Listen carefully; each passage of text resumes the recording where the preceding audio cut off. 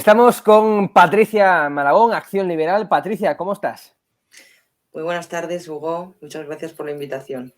Bueno, gracias a ti, gracias a Acción Liberal también por siempre colaborar con 24 Horas Economía. En primer lugar, reforma de las pensiones. Escriba, bueno, pues ya anunció ese acuerdo sobre todo con Bruselas y también ese acuerdo con el propio Unidas Podemos, con su socio de gobierno, que últimamente, pues, bueno, últimamente no, ya desde hace bastante tiempo, pues está siempre, bueno, pues en contraposición, ¿no? Con ideas encontradas. En cualquier caso, ¿qué te parece la reforma de las pensiones y si realmente crees que esto es más bien un barniz más o que realmente, bueno, pues arregla, soluciona el problema de la sostenibilidad de las pensiones?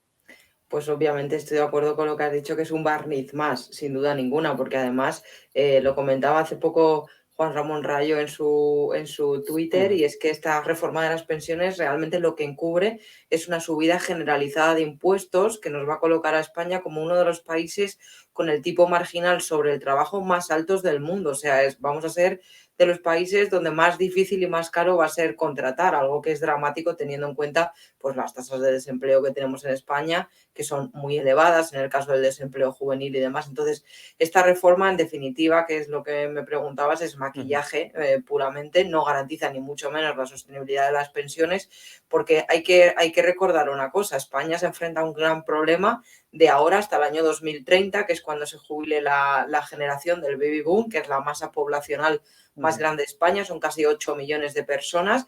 Se han empezado ya a jubilar, pero como por goteo, por así decir, pero cuando lleguemos al 2030 y estén completamente jubilados, vamos a tener una situación muy dramática que no están afrontando desde el gobierno, y en la que vamos a tener prácticamente un trabajador por cada jubilado, algo que no hace falta ni saber mucho de economía ni de matemáticas para apreciar que es algo insostenible.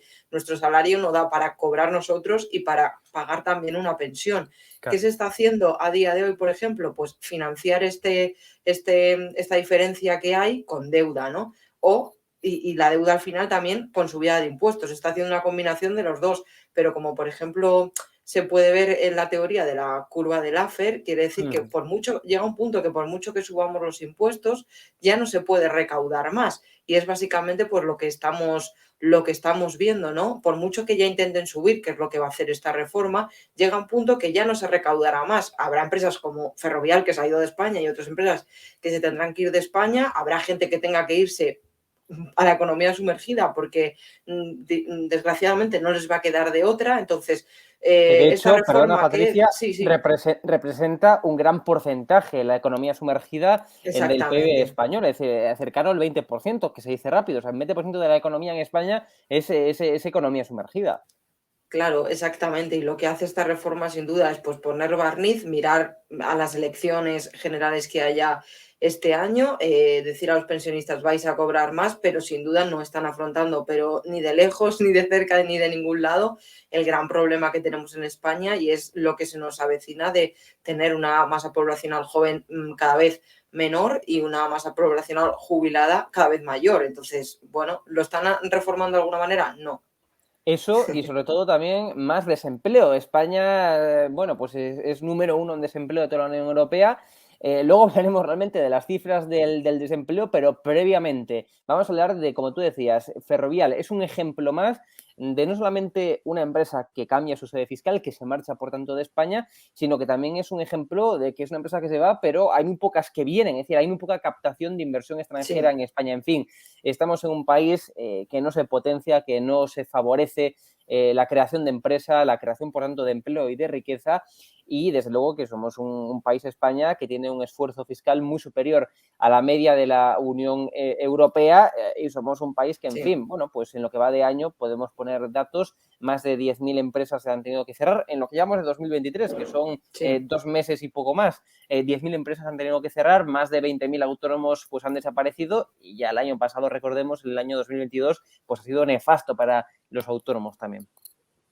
Sí, mira, además con lo que mencionaba estaba recordando, el otro día estuve hablando con uno de los máximos responsables de banca privada IG acerca del impuesto especial este que han puesto a las grandes fortunas y Sí, demás, y le mencioné el caso de Ferrovial que acababa de salir, y me decía que lo más preocupante de esto, de la salida de Ferrovial, era precisamente no tanto que Ferrovial se fuera, que también es algo muy claro. preocupante, sino que era un mensaje a las empresas que estuvieran planteándose venirse a España, era un mensaje de cuidado, no vengáis, porque si una empresa tan importante con una capitalización en bolsa amplia como la de Ferrovial, que es una de las más grandes del IBEX, se va de España, pues esto lanza un mensaje al exterior de cuidado, aquí no hay que venir, porque Claro. las que están se están yendo. Entonces ese es el mayor peligro, ¿no? Que del mensaje que se ha lanzado, que frena en seco, pues junto a todo el impuesto este también a las grandes fortunas y Sí. otras serie de medidas, pues lo que hace es al final frenar la llegada de grandes patrimonios y de inversión a España, sin duda ninguna, claro.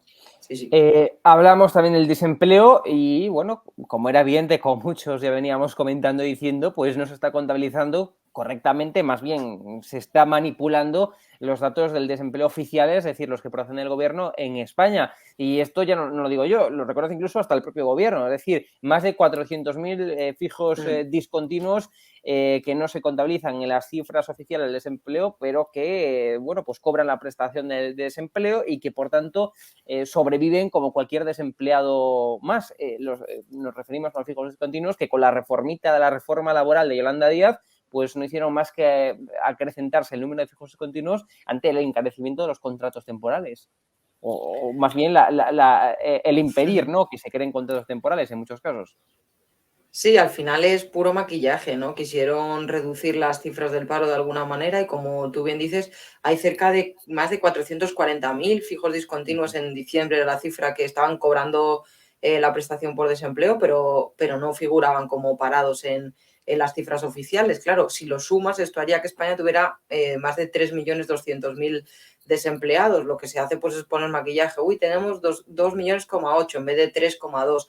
Bueno, pues estás borrando de la lista casi a medio millón de personas, que se Claro. dice pronto, pero que es la población de provincias enteras de España. No sé, es pues eso, mirar el puro electoralismo, ¿no? Desgraciadamente yo creo que este gobierno, con muchas medidas que está haciendo, pues esta de las pensiones o esto del desempleo, lo que están mirando no es, oye, ¿qué podemos hacer en España para que no ser los campeones de Europa en desempleo juvenil, en desempleo normal, en todo este tipo de cosas que desgraciadamente nos están lastrando en nuestra economía, ¿no? No están mirando eso, están mirando en las elecciones, en maquillar y en tener el titular del paro baja por fin de los 3 millones de desempleados. Es mentira, no baja de los 3 millones, tenemos 3.200.000 a cierre del año 2022, cuando en toda Europa estaba creciendo el empleo, ¿no? Incluso Grecia, que antes siempre nos superaba en desempleo, bueno, pues con las reformas que ha hecho y demás, Sí. tampoco es que esté muy bollante, pero incluso estamos ya superando pues a Grecia u otros países en niveles de desempleo y es algo muy preocupante y, insisto, este gobierno ni en pensiones ni en nada está mirando dar una solución, está mirando aplicar maquillaje y lanzar mensajes electoralistas, nada más. Desde luego. Bueno, Patricia Malagón, un placer. Muchas gracias por estar aquí en 24 horas de economía y por analizar la verdaderamente negativa actualidad económica. Muchas gracias. Muchas gracias a ti por la invitación, Hugo.